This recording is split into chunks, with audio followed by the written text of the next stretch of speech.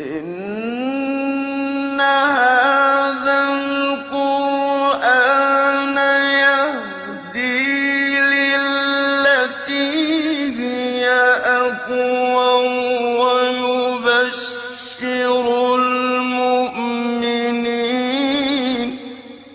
ويبشر المؤمنين الذين يعملون الصالحات أن لهم أجرا كبيرا. بسم اللہ الرحمن الرحیم. الحمد للہ رب العالمین وبہ نستعین وصلی اللہ وسلم علی سید الانبیاء والمرسلین وعلی آلہ واصحابہ اجمعین ومن تبعہم باحسان الی یوم الدین. اما بعد، سلسلہ تفسیر کی یہ 78ویں نشست ہے، اور اس نشست میں انشاءاللہ سورۃ الحج کی 25ویں آیت کریمہ کی تفسیر ہوگی. اللہ رب العالمین نے ارشاد فرمایا: ان الذين كفروا ويصدون عن سبيل الله والمسجد الحرام الذي جعلناه للناس سواء العاكف فيه والباد ومن يرد فيه بإلحاد بظلم نذقه من عذاب أليم. یہ جو آیت کریمہ ہے سورۃ الحج کی 25ویں آیت کریمہ، اس آیت کریمہ میں متعدد باتیں ہیں، اس لیے بھی کہ اس آیت کریمہ سے ایک نیا موضوع شروع ہو رہا ہے. سب سے پہلی اور بنیادی بات جو اس آیت کریمہ سے متعلق ہے وہ یہ ہے کہ پچھلی آیت کریمہ سے اس آیت کریمہ کا ربط کیا ہے. صرف پچھلی آیت کریمہ سے نہیں، جو اس سے قبل کی متعدد آیات ہیں ان آیات سے اس آیت کریمہ کا یعنی جو تعلق ہے، جو ربط ہے، وہ بھی بہت اہم ہے، جاننا ضروری ہے. آپ دیکھو، اللہ رب العالمین نے آیت السجدہ کے بعد جو بات بیان فرمائی، ھذان خصمان اختصموا فی ربہم، اللہ سبحانہ و تعالیٰ نے بنی آدم کو 2 گروہ میں تقسیم فرمائے اور کہا کہ ایک اللہ سبحانہ و تعالیٰ کے وہ بندے ہیں جو اللہ تعالیٰ کے دین کی تائید اور نصرت میں رہتے ہیں، اللہ کے دین کو قبول کیا ہے، اہل ایمان، اور اس کے مقابل ہیں کفار.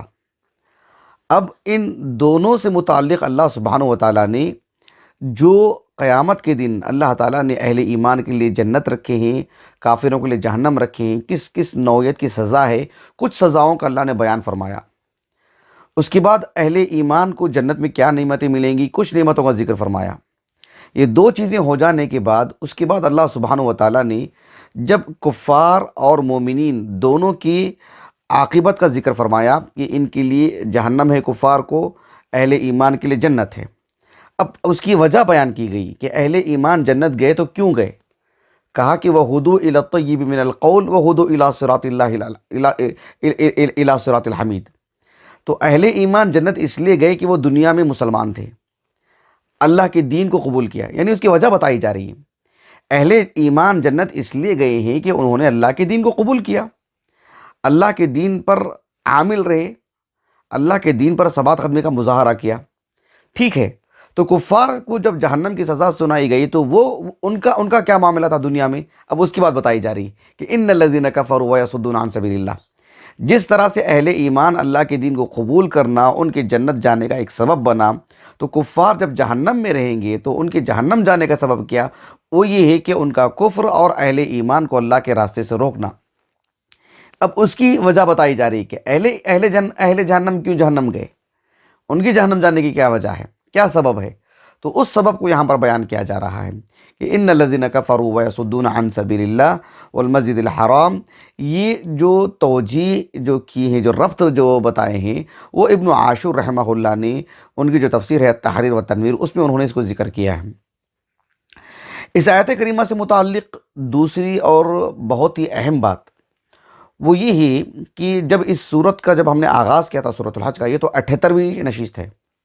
اس کی جو پہلی نشست تھی اس میں میں نے اس بات کو بہت ہی مفصل سے ذکر کیا الحمدللہ کہ یہ سورۃ الحج مکی ہے یا مدنی ہے.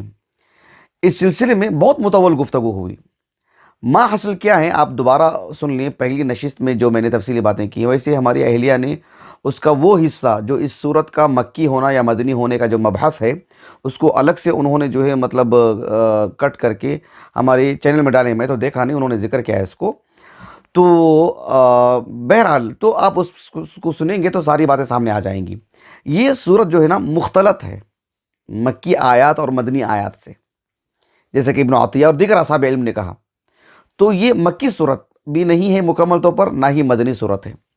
یہ اور بات ہے کہ اس صورت کی جو اغلب جو آیات ہیں، اغلب کیا مطلب یوں کہیں کہ جو ہے 2/3 سے زیادہ، 2/3 آیات سے زیادہ، معدود چند کے مختصر چند ایک آیات ایسی ہیں جس کے متعلق اہل علم نے کہا کہ یہ مطلب مدنی آیات ہیں. بقیہ کل صورت مکی ہی ہے، اس کے باوجود بھی یہ مختلط صورت ہے. تو جن آیات سے متعلق اہل علم نے کہا کہ یہ مدنی آیات ہیں، ان میں سے یہ آیت کریمہ بھی جس کی تعلق سے اب ہم گفتگو کر رہے ہیں. اس میں تھوڑی سی تفصیل میں آپ کو بتاؤں گا انشاءاللہ. اللہ سبحانہ وتعالی نے فرمایا کہ ان الذین کفروا ویصدون عن سبیل اللہ والمسجد الحرام الذی جعلناہ للناس الی آخر الآیہ. یہ جو آیت کریمہ ہے، اس آیت کریمہ کی تفسیر میں حافظ ابن کثیر رحمہ اللہ نے گویا کہ جزم کے طور پر یہ بات کہی ہے، جزمن. آپ نے کہا کہ وفی هذه الآیۃ دلیل علی انہا مدنیہ. حافظ ابن کثیر رحمہ اللہ نے کہا کہ یہ آیت کریمہ اس بات کی دلیل ہے کہ یہ صورت مدنی صورت ہے، کیونکہ ابن کثیر کا یہ موقف ہے کہ سورۃ الحج مدنی صورت ہے. ابن الحج رحمہ اللہ، ابن کثیر کا تو یہی موقف ہے. تو ابن کثیر رحمہ اللہ نے اپنی اس بات کے لیے کہ سورۃ الحج مدنی صورت ہے، اس آیت کریمہ کو بطور دلیل کے پیش کیا ہے. لیکن اس آیت کریمہ سے استدلال کیسے ہے؟ اس آیت کریمہ میں وجہ شاہد کیا ہے؟ اس آیت کریمہ کا کون سا حصہ ہے جو اس بات پر دلالت کرتا ہے کہ یہ کل کی کل صورت مدنی صورت ہے؟ اس کا ذکر وہاں نہیں کیا ابن کثیر نے رحمہ اللہ. لیکن میں آپ کو بتاتا ہوں کہ ان کی دلیل کہہ رہا ہوں، ان کی جو وجہ شاہد کیا ہے، دلیل میں ان کا وہ حصہ کیا ہے. اس آیت کریمہ سے کیسے ثابت ہوتا ہے کہ یہ مدنی صورت ہے؟ علی الاقل یہ مدنی آیت کریمہ ہے. قاضی ابن عطیہ رحمہ اللہ اور علامہ ابو عبداللہ القرطبی رحمہ اللہ نے اپنے تفسیر میں، قاضی ابن عطیہ کی جو تفسیر ہے المحرر الوجیز فی تفسیر الکتاب العزیز، اور علامہ ابو عبداللہ القرطبی کے الجامع لاحکام القرآن، اصلاً یہ قاضی ابن عطیہ رحمہ اللہ کا قول ہے، جسے یوں سمجھ لیجئے کہ ابو عبداللہ القرطبی رحمہ اللہ نے یعنی معنن کیا لفظاً بھی، معنن تو ہے ہی، قدیم اصحاب علم کا جو انداز ہوتا ہے نقل کرنے کا، وہ اس اعتبار سے کہ جو ہے مطلب کسی کی وہ کتاب پڑھ لیتے، عبارت پڑھ لیتے اور اپنے الفاظ میں ڈھالتے. قدیم زمانے کا حوالہ دینے کا یہی انداز تھا، بس صاحب علم کا نام دے دیتے کہ ہم نے کہاں سے لیا ہے اس بات کو. آج کا جو زمانہ ہے جس اعتبار سے اگر آپ کو جو ہے جیسے فتح الباری سے، تفسیر قرطبی سے اگر آپ کو حوالہ دینا ہو تو آپ کو جو ہے مطلب ہو بہو عبارت نقل کرنی پڑے گی، آپ کو جلد نمبر، صفحہ نمبر، حتیٰ کہ سنت الطبع کب کی طباعت ہے وغیرہ وغیرہ، یہ دور حاضر کا انداز ہے حوالہ دینے کا. تو ابن عطیہ کا یہ قول ہے جسے ہو بہو جو ہے انہوں نے نقل کر دیا ہے ابو عبداللہ القرطبی نے رحمہ اللہ. کیا بات ہے کہ قاضی ابن عطیہ اور ابو عبداللہ القرطبی رحمہم اللہ اجمعین، ان دونوں اصحاب علم نے یہ بات کہی ہے کہ یہ آیت کریمہ یعنی مدنی آیت کریمہ ہے. کس اعتبار سے؟ اس اعتبار سے کہ اس کا جو نزول ہوا ہے وہ حدیبیہ کے موقع پر، صلح حدیبیہ کا جو موقع ہے نا، کہا کہ اس موقع پر یہ نازل ہوئی، بلکہ اس کو ایک سبب کے طور پر پیش کیا ہے. قاضی ابن عطیہ کے تو یہ الفاظ ہیں کہ نزلت عام الحدیبیہ، یہ آیت کریمہ عام الحدیبیہ کے موقع پر نازل ہوئی ہے. جزم کے طور پر انہوں نے اس بات کو کہا ہے. تو یہ ایک موقف ہے کہ یہ آیت کریمہ مدنی ہے، بلکہ ابن کثیر رحمہ اللہ نے تو کل کی کل صورت کو مدنی قرار دیا ہے اس آیت کریمہ کو بطور دلیل بنا کر کے. ابن کثیر رحمہ اللہ کی دلیل جو ہے صرف یہی آیت کریمہ نہیں ہے. ابن کثیر کو کہنے کا مقصود کیا ہے رحمہ اللہ؟ وہ یہ ہے کہ اس آیت کریمہ کا جو معنی مفہوم ہے کہ ان الذین کفروا ویصدون عن سبیل اللہ والمسجد الحرام الذی جعلناہ للناس سواء العاکف فیہ والباد، یقیناً جن لوگوں نے کفر کیا اور اہل ایمان کو اللہ کے راستے سے، یعنی ایمان والوں کو، مسلمانوں کو، اللہ کے بندوں کو اللہ کے راستے سے، اللہ کے دین سے اور مسجد حرام سے روکتے رہتے ہیں. تو یہ کب کا معاملہ ہے؟ اس کا ذکر ایک اور آیت کریمہ میں اللہ نے فرمایا ہے سورۃ البقرہ میں، اور وہ حدیبیہ کے موقع سے متعلق ہی ہے۔ اللہ سبحانہ و تعالیٰ نے فرمایا کہ یسألونک عن الشہر الحرام قتال فیہ قل قتال فیہ کبیر وصد عن سبیل اللہ وکفر بہ والمسجد الحرام واخراج اہلہ منہ اکبر عند اللہ۔ تو اس آیت کریمہ میں جو بات بتائی گئی ہے سورۃ البقرہ کی، وہی معنی مفہوم جو ہے سورۃ الحج میں بیان کیا گیا ہے۔ تو گویا کہ یہ آیت کریمہ اور دونوں آیتوں میں جو بات بتائی گئی ہے، حدیبیہ کے موقع پر حرم میں داخل ہونے سے جو اللہ کے رسول کو اور صحابہ کو جو روکا گیا ہے، اس کا ذکر ہوا ہے سورۃ البقرہ میں، اور اسی کا ذکر ہوا ہے اس صورت میں اس آیت کریمہ میں، سورۃ الحج کی اس آیت کریمہ میں۔ تو مطلب کیا ہوا؟ حدیبیہ تو مطلب اللہ کے رسول جب مدینے کو آ گئے تھے اس وقت کا واقعہ ہے، بھلے ہی وہ مکے میں وہ واقعہ ہوا لیکن ہجرت کے بعد ہوا نا، تو پھر مدنی آیت ہوئی۔ تو وہ آیت کریمہ مدنی ہے، اس پر تو اصحاب علم کی بڑی جماعت جو ہے یہ بات کہتی ہے، لیکن وہی دلیل بنتی ہے ابن کثیر کی کہ بھئی یہ صورت جو ہے کل کی کل کیا ہے؟ مدنی صورت ہے۔ یہ مقصود ہے ابن کثیر کو رحمہ اللہ۔ قاضی ابن عطیہ نے ایک بات یہ کہہ دی ہے رحمہ اللہ کہ حدیبیہ کے موقع پر اللہ کے رسول کو اور صحابہ کو چونکہ حرم میں داخل ہونے سے روکا گیا ہے، اسی کا ذکر اس آیت کریمہ میں ہوا ہے۔ نتیجہ یہ ہوا کہ یہ آیت کریمہ مدنی آیت کریمہ ہے۔ قاضی ابن عطیہ کہتے ہیں رحمہ اللہ کہ وَذَلِكَ أَنَّهُ لَمْ يُعْلَمْ لَهُمْ صَدٌّ قَبْلَ ذَلِكَ الْجَمْعَ۔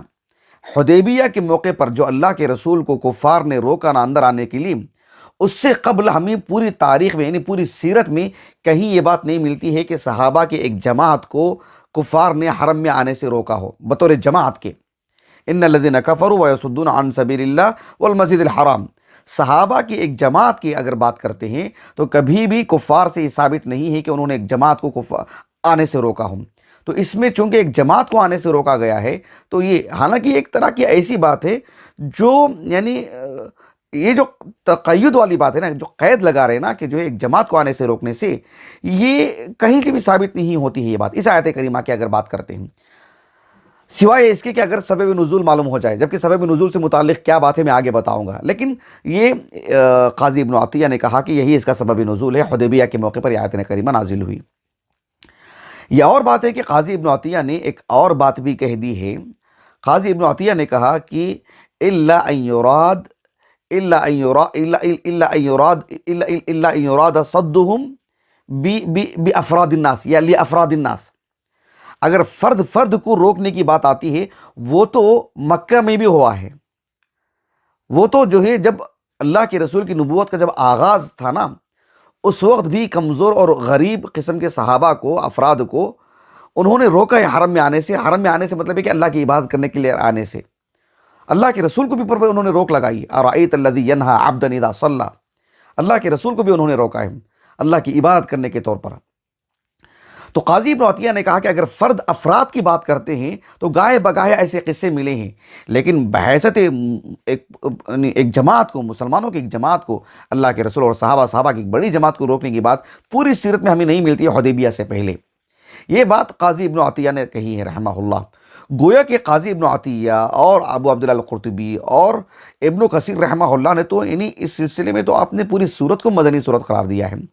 ان کے پاس جو ان کے کلام کا جو مقتضا ہے، ان کے کہنے کا جو مقصود ہے وہ یہ کہ یہ آیت کریمہ حدیبیہ کے اس واقعے کو رکھ کر ہی جو ہے نازل کی گئی ہے، یہ ان کا مقصود ہے۔ جبکہ درست بات یہی ہے کہ اس آیت کریمہ سے کسی طور پر بھی یہی نتیجہ اخذ کرنا کہ جو ہے اس کا تعلق حدیبیہ سے ہے، حدیبیہ کے وقت ہی نازل ہوئی ہے، اور جو ہے یعنی اس اعتبار سے یہ مدنی آیت ہے، اور یہ کہ جو کل کی کل صورت مدنی ہے، اس سے نتیجہ نکالنا یہ بہرحال قرین صحت نہیں ہے، اقرب الی الصحہ یہ بات نہیں ہے۔ راجح بات یہی ہے کہ یہ مکی صورت ہے، ہاں اس میں کچھ آیات ایسی ہیں جس سے یہ بات معلوم ہوتی ہے کہ جو ہے وہ مدنی آیات ہیں، لیکن اس آیت کریمہ کا جو معنی مفہوم ہے اس سے جزم کے طور پر یہ کہنا کہ یہ مدنی آیت ہے اور حدیبیہ کے موقع پر نازل ہوئی ہے، یہ اس سلسلے میں کوئی ہمیں اور احادیث نہیں ملتی ہیں، کہیں سے یہ بات نہیں ملتی ہے، سوائے اس کے کہ کچھ اہل علم کے اقوال کو سامنے رکھ کر کے۔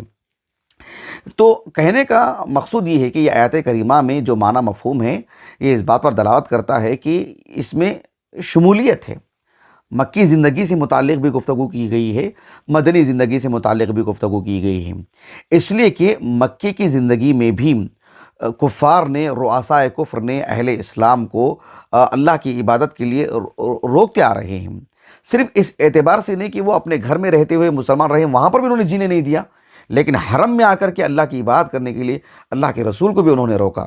اس سلسلے میں متعدد واقعات ہمیں ملتی ہیں، بہت سارے احادیث ہیں جس میں اس کا ذکر ہمیں ملتا ہے۔ مثال کے طور پر میں آپ کو ایک واقعہ سناتا ہوں جس سے آپ اندازہ لگا سکتے ہیں کہ یہ حرم میں اللہ سبحانہ و تعالیٰ کی عبادت کرنے والوں کو کس طرح سے روکتے تھے۔ ایک واقعے سے آپ اندازہ لگائیے۔ ایک حدیث مبارکہ جسے امام بخاری رحمہ اللہ نے اپنے الجامع الصحیح کی کتاب المناقب میں لے کر آئے ہیں۔ کتاب المناقب کیا ہے؟ وہ دراصل اللہ کے رسول کی سیرت مطہرہ ہے۔ اس میں اللہ کے رسول کی سیرت کو پیش کرتے ہوئے امام بخاری رحمہ اللہ نے ایک باب قائم کیا کہ باب علامات النبوۃ فی الاسلام، اللہ کے رسول علیہ السلام کی معجزات دلائل النبوہ کو آپ نے ذکر کیا ہے اس باب کے تحت۔ صحیح بخاری کا وہ مطول باب ہے، اس لیے کہ اس میں حدیث ڈھونڈنا آسان نہیں ہے۔ امام بخاری رحمہ اللہ نے بہت ساری احادیث لائے ہیں، بہت مطول باب ہے۔ باب مطول ہے اس معنی میں نہیں کہ بہت طویل باب ہے، نہیں، اس باب کے تحت جو احادیث لائے ہیں، کثرت سے احادیث لائے امام بخاری رحمہ اللہ نے اس باب کے تحت۔ تو وہ حدیث مبارکہ کیا ہے؟ عبداللہ بن مسعود کہتے ہیں رضی اللہ عنہ کہ سعد بن معاذ رضی اللہ عنہ جب انہوں نے اسلام قبول کیا تو ان کے دل میں یہ بات آئی کہ جو ہے میں حرم جاؤں، مکہ جاؤں اور جا کر کے عمرہ کر کے آؤں۔ سعد بن معاذ رضی اللہ عنہ، ان کی سیرت پڑھنے سے یہ بات معلوم ہوتی ہے کہ وہ ایک یعنی ایک تو قبیلے کے سردار تھے، خزرج کے سردار تھے، وہ رئیس الخزرج۔ سعد بن معاذ رضی اللہ عنہ بہت بڑی عمر نہیں تھی، انتقالی ہوا 36 سال کی عمر میں۔ ان پر میں نے مستقل گفتگو کی ہے الحمدللہ، یعنی مستقل درس دیا ہے ان کی زندگی کو میں نے سامنے رکھ کر کے۔ سعد بن معاذ رضی اللہ عنہ ایک باہمت انسان اور اثر و رسوخ والے انسان۔ اندازہ لگائیے کہ وہ جب بھی مکہ جاتے تو امیہ ابن خلف ابن ابی صفوان اسی کے گھر میں رہا کرتے تھے، اور وہ رؤسائے کفر میں سے ہے، وہ بدر میں مقتول ہوا، اسی کے گھر میں رہتے تھے۔ اور امیہ بن خلف بن ابی سفیان وہ جب بھی ملک شام جاتا تجارت کے لیے تو یثرب آتا، یثرب اس وقت کا قدیم نام تھا، یثرب آتا اور یثرب میں ٹھہرتا تو یہ سعد بن معاذ رضی اللہ عنہ ہی کا مہمان ہوتا، پھر وہاں سے وہ تجارت کے لیے آگے نکلتا۔ یارانہ تھا دونوں کے درمیان، گہری دوستی تھی۔ تو سعد بن معاذ رضی اللہ عنہ جب مکے کو آئے، یہ کب کا واقعہ ہے؟ اللہ کے طور ہجرت کر کے مدینے کو آ چکے ہیں، یہ اس وقت کی بات ہے۔ لیکن آپ اندازہ لگائیے تیزی کیسی تھی مکے کی، وہ میں آپ کو بتانا چاہ رہا ہوں مسلمانوں کے تئیں۔ سعد بن معاذ رضی اللہ عنہ مکے کو آئے، امیہ بن خلف بن ابی صفوان اس کے گھر میں تھے، وہ ٹھہرے تھے اور چاہتے تھے کہ وہ عمرہ کریں۔ امیہ بن خلف نے کہا کہ ایک کام کرتے ہیں، ابھی مت کریں عمرہ کرنے کے لیے ابھی مت، حرم میں مت جائیں، دن کے وقت میں جائیں، بالکل دوپہر کے وقت میں۔ کیوں؟ اس لیے کہ سب لوگ مشغول رہتے ہیں اپنے کام دام میں، حرم خالی رہے گا تب جا کے کر لینا۔ وقت کی بات ہے، کبھی رات میں جو ہے، کبھی دن میں، حسب ضرورت جو ہے، مطلب لوگوں کی مشغولیت الگ الگ رہتی ہے۔ کہا کہ دن کے وقت میں سب مشغول رہیں گے اپنے اپنی جگہ میں، تم جا کر کے جو آرام سے یہ کر لینا۔ تو سعد بن معاذ رضی اللہ عنہ دن کے وقت میں گئے، طواف کر رہے تھے، ابو جہل حرم میں داخل ہوا۔ اب اس تصویر کو سامنے رکھیں۔ ابو جہل نے سعد بن معاذ رضی اللہ عنہ سے کہا کہ تطوف بالبیت آمنا، یعنی اتنے امن و امان سے تم مامون ہو کر، بے خوف ہو کر، کوئی تمہیں گرفت کرنے والا نہیں، کوئی تمہیں پوچھنے والا نہیں، اتنے آرام سے تم جو ہے اب حرم کا طواف کر رہے ہو۔ وقد آویتم محمدا واصحابہ، سبحان اللہ، تم مدینے میں، یثرب یعنی مدینہ الرسول، یثرب میں محمد کو صلی اللہ علیہ وسلم اور ان کے ساتھیوں کو پناہ دے رکھے ہو۔ گویا کہ تم نے ہمارے خلاف محاذ قائم رکھا ہے، ہمارے خلاف گویا کہ تم نے جو ہے مطلب ایک طرح سے ایکشن لیا ہے، تم نے ہمیں دکھ پہنچایا ہے، یعنی ہمارے ساتھ جن کا جو ہے تصادم رہا ہے، جو ہمیشہ ہمارے مقابل رہے ہیں، یا ہم نے جن کو ہمیشہ جو ہے اپنا مقابل سمجھائے، ہمارے دشمنوں کو تم نے پناہ دے رکھی ہے، اور تم یہاں آ کر کے اتنے اطمینان سے طواف کر رہے ہو، یعنی تم بخشے جاؤ گے، چھوڑ دی جاؤ گے تم؟ بہرحال اس کے بعد کیا کچھ ہوا، سعد بن معاذ نے کیا جواب دیا، کیا صورتحال تھی، سب کچھ یہ آپ اس حدیث کی طرف جائیے اور مطالعہ کیجئے. مجھے سب باتیں بتانے مقصود نہیں ہے، مجھے بتانا مقصود یہ تھا کہ اس وقت سعد بن معاذ رضی اللہ عنہ ایک بڑے انسان، یعنی اثر و رسوخ والے انسان، ایک سردار، ایک سید القوم، اور آئے بھی ہیں تو امیہ بن خلف جو خود رؤسائے مکہ میں سے ہیں، اس کے گھر ٹھہرے ہیں، اور جو ہے ان کے ساتھ یہ صورتحال ہے. وہاں کے جو مسکین اور فقیر اور جو کمزور جو لوگ تھے جنہوں نے اسلام قبول کیا مکے کے، جن کو وہ اپنے نظر میں غلام سمجھتا تھا، کیا کچھ سمجھتا تھا، اللہ کے رسول علیہ السلام کے خلاف کھڑا رہا یہ، تو کمزور مسلمانوں کو کیسے طواف کرنے دیتا تھا یہ. تو ان الذین کفروا ویصدون عن سبیل اللہ کا تعلق آغاز نبوت ہی سے ہے، حدیبیہ ہی سے تعلق نہیں ہے اس کا.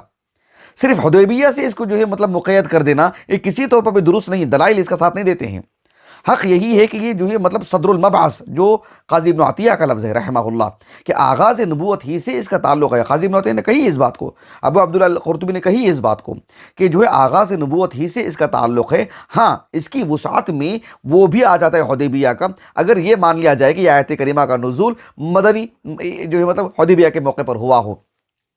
اس لیے کہ اس آیت کریمہ کا سبب نزول کیا ہے، اس سلسلے میں کوئی روایت نہیں ملتی، کوئی حدیث نہیں اس سلسلے میں اس طرح سے متعلق. سبب نزول سے متعلق لکھی گئی کتابیں تو بہت ہیں. اگر آپ بات کرتے ہیں علامہ واحدی کی جو اسباب النزول ہے، اس میں تو انہوں نے اس آیت کریمہ سے متعلق کوئی سبب نزول ذکر نہیں کیا ہے انہوں نے. حالانکہ انہوں نے صحت کا اہتمام کرنے کی کوشش تو کی ہے، مقدمے میں لکھا ہے انہوں نے، لیکن اس کا لحاظ نہیں کر پائے. آپ بہت ساری ضعیف روایت لے کر آئے ہیں سبب نزول کے طور پر، لیکن اس آیت کریمہ سے متعلق کوئی گفتگو نہیں کی انہوں نے، کوئی روایت نہیں لائی انہوں نے. میں سمجھتا ہوں کہ جو عبد الرحمن ابن ابی حاتم الرازی رحمہ اللہ، جو عظیم محدث ہیں، جو آپ نے صحت کا بہت ہی لحاظ رکھا، اور مقدمے میں آپ نے لکھا ہے اس کو کہ جو ہے مطلب صحت کا آپ نے جو ہے مطلب جو ہے کوشش کی کہ جو کہ مکمل طور پر صحیح روایت لے کر کے آئیں. لیکن آپ نے اس آیت کریمہ کے ایک حصے کو لے کر العاکف فیہ والباد نہیں وَمَن يُرِدْ فِيهِ بِإِلْحَادٍ بِظُلْمٍ نُذِقْهُ مِنْ عَذَابٍ أَلِيمٍ. آپ نے اس آیت کریمہ کے اس حصے کو لے کر کے کہا کہ اس کا ایک سبب نزول ہے، اور آپ نے ایک حدیث ابن عباس ذکر کیا آپ نے. لیکن ایک تو وہ سندن جو ہے، ایک تو انہوں نے سند نہیں ذکر کی عبد الرحمن ابن ابی حاتم نے الرازی رحمہ اللہ. البتہ حافظ جلال الدین السیوطی رحمہ اللہ نے ان کی جو کتاب ہے نا، کیا نام ہے اس کا، لباب النقول فی اسباب النزول، اس میں آپ نے اس واقعے کو ذکر کیا ہے بطور سبب کے اس آیت کریمہ کے لیے، اور عبد الرحمن ابن ابی حاتم الرازی رحمہ اللہ کی تفسیر کا حوالہ دے دیا ہے. اس کی سند نہیں ہے، اس پر صحت و کلام کا کوئی معاملہ نہیں ہے. اور جن اصحاب علم نے اسباب نزول پر کتاب لکھ کر کے صحت کا لحاظ رکھا، جیسے شیخ مقبل ہوں، شیخ خالدی ہوں، ان سب اصحاب علم نے سرے سے اس واقعے کو ذکر ہی نہیں کیا ہے. تو سبب نزول کے طور پر اس پر ہمیں کوئی روایت نہیں ملتی ہے جس کی بنیاد پر یہ کہا جائے کہ جو ہے کس بنیاد پر آیت کریمہ نازل ہوئی، کس واقعے کے تحت نازل ہوئی ہے. یہ کہ جو ہے حدیبیہ کے موقع پر نازل ہوئی ہے، یہ کہا جائے کہ یہ مدنی آیت کریمہ، جیسے کہ ابن کثیر نے ذکر صاحب علم نے کہا. تو اس سلسلے میں یہی بات ہے کہ اس آیت کریمہ میں اصل کے اعتبار سے ہم باقی رہتے ہوئے کہیں گے کہ یہ مکی آیت کریمہ ہی اصل کے اعتبار سے، جب تک کہ کوئی واضح دلیل نہ ہو کہ یہ مدنی آیت کریمہ ہے. محض اس آیت کریمہ کے موضوع کو لے کر کے بات کہی جائے، اس لیے کہ مکے میں بھی تو حرم میں آنے سے روکا گیا، صرف حدیبیہ کے موقع پر تھوڑی نہ روکا گیا ہے. حدیبیہ کے موقع پر روکا گیا ہے، اس کی شکل و صورت الگ ہے، اس کی تصویر الگ ہے، یہ صورت الگ ہے جو مکے میں روکی گئی، لیکن جزم کے ساتھ کسی ایک واقعے سے نہیں جوڑا جا سکتا. یہ مجھے کہنا چاہتا ہوں تجزیہ کرتے ہوئے جن اصحاب علم نے باتیں کہی ہیں. اللہ سبحانہ و تعالیٰ نے فرمایا کہ ان الذین کفروا ویصدون عن سبیل اللہ. یہاں آج کی اس نشست میں ایک بات یہ بھی میں آپ کو بتا دوں، ایک تیسری بات کہ الصد کیا معنی ہے. الصد کا عربی زبان میں الصد کا یعنی الصاد والدال. ابن فارس رحمہ اللہ کی زبانی اس کا جو معنی انہوں نے بتایا کہ الاعراض والعدول، یعنی اعراض کرنا، منہ موڑنا، یا کسی جانب میلان کا اظہار کرنا، کسی جانب جھک جانا. جیسے کہتے ہیں کہ وَنَحْنُ فِي هَذَا الصَّدَدِ، کیا مطلب، یعنی اس طرف، اب اس جانب ہم گفتگو کر رہے ہیں، یا اس موضوع سے متعلق فی الحال ہمارا ربط ہے، قرب اور اس میلان. یہ سب بنیادی طور پر اس کے معنی آتے ہیں. صد یا صدو اس کے معنی آتے ہیں یعنی ضجہ کے معنی میں چیخنا، شور مچانا، ایک خاص کیفیت کے ساتھ. وہ خاص کیفیت کیسے، میں آپ کو جیسے بتاتا ہوں، جیسے اللہ رب العالمین نے سورۃ الزخرف میں بیان فرمایا کہ وَلَمَّا ضُرِبَ ابْنُ مَرْيَمَ مَثَلًا اِذَا قَوْمُكَ مِنْهُ يَصِدُّونَ. جب اللہ سبحانہ و تعالیٰ نے وہ آیت کریمہ نازل کی سورۃ الانبیاء کے بالکل اواخر میں کہ جو بھی معبود ہیں جن کو یہ لوگ معبود بنا رہے ہیں پتھر وغیرہ سب، یہ کل ان کے ساتھ جہنم میں یہ بھی ہوں گے، یعنی ان کے معبودوں کو بھی جہنم میں ڈالا جائے گا۔ جب یہ بات نازل ہوئی کون سی سورت کا نام دیا میں نے؟ سورۃ الانبیاء میں، کہ حسب جہنم، اللہ سبحانہ و تعالیٰ فرمائے انما تعبدون من دون اللہ حسب جہنم انتم لہا واردون، یعنی تم بھی جہنم میں ہوں گے، جن کو تم عبادت کرتے ہو تمہارے معبود بھی جہنم میں ہوں گے۔ اب ایسی صورت میں چونکہ ان میں سے کچھ افراد ایسے تھے جو مدینہ جایا کرتے تھے، یثرب اس وقت میں ملک شام جایا کرتے تھے، تو اہل کتاب سے کچھ پڑھ لیا کرتے، کچھ سیکھ لیا کرتے، اور بالخصوص اللہ کے رسول کی نبوت کے بعد تو ان میں سے نضر بن الحارث وغیرہ نے جا کر کے معلومات بھی لے کر کے آئے تھے۔ تو انہوں نے یہ کہا کہ بھئی جو نصارہ ہیں وہ عیسیٰ علیہ السلام کو اللہ کا ان کی بات کرتے ہیں نا، ان کو وہ اللہ مانتے ہیں نا، ان کو الہ مانتے ہیں نا، اس کا مطلب یہ ہوا کہ وہ بھی جہنم میں جائیں گے۔ مطلب یہ ہوا کہ پھر تو ہمارے معبودوں سے ہمارا جو رشتہ ہے بہت اچھا ہے۔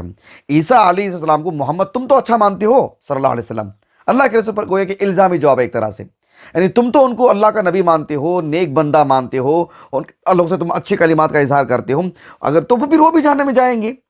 حالانکہ اللہ سبحانہ و تعالیٰ نے اس کی نفی کر دی۔ اللہ سبحانہ و تعالیٰ نے فرمایا کہ وَلَمَّا ضُرِبَ ابْنُ مَرْيَمَ مَثَلًا إِذَا قَوْمُكَ مِنْهُ يَصِدُّونَ، جب عیسیٰ علیہ السلام کی بات آتی ہے تو یہ خوشی کے مارے چیخ اٹھتے ہیں، چلاتے ہیں، مارے خوشی کے مطلب جھومنے لگتے ہیں، الضج کے معنی میں، یعنی کہ دیکھو بھی ہمارے معبود جہنم میں جائیں گے تو عیسیٰ بھی جہنم میں جائیں گے۔ مطلب یہ ہوا کہ جو ہے مطلب یہ بات ہونے والی نہیں ہے۔ اس تناظر میں بس اللہ کے رسول سے الجھنا کرنا، اس طرح کی باتیں۔ تو صد یصدو کے معنی میں نہیں بتایا، لیکن صد عن کا جب معنی آتا ہے تو المنع، روکنا۔ تو ان الذین کفروا ویصدون عن سبیل اللہ، ان الذین کفروا ویصدون عن سبیل اللہ، اس موضوع سے متعلق قرآن مجید میں اللہ رب العالمین نے کثرت سے آیتیں نازل فرمائی ہیں، وقت پر، اور بالخصوص اس موضوع سے متعلق جتنی آیات ہیں، حق یہی ہے کہ ان سب آیتوں کا تعلق عمومی طور پر مدنی زندگی سے ہی ہے۔